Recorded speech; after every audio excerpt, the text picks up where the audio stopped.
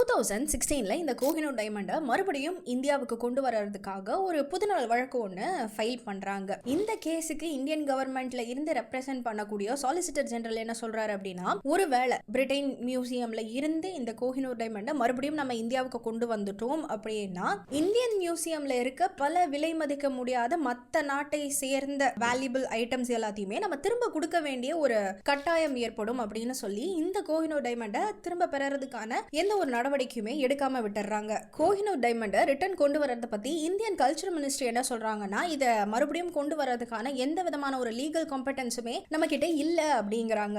ஆன்டிக்விட்டிஸ் and art treasury 1972 படி என்ன சொல்றாங்கன்னா, இந்தியாவில இருந்து இல்லீகலா கொண்டு போகப்பட்ட புராதன வஸ்துக்களை மட்டும்தான் நம்மளால மறுபடியும் ரீட்ரைவ் பண்ண முடியும், மறுபடியும் நம்மளால கைப்பற்றிக்க முடியும் அப்படின்னு சொல்றாங்க. ஸோ ஃபைனலா என்ன சொல்றாங்கன்னு பாத்தீங்கன்னா, இந்த கோஹினூர் டைமண்ட் நம்ம கிஃப்டா கொடுத்ததாகவும் அவங்களுக்கு பரிசா கொடுத்ததாகவும் இதை மறுபடியும் நம்மளால திரும்பவும் வாங்கிக்க முடியாது அப்படிங்கிறதையும் சொல்றாங்க.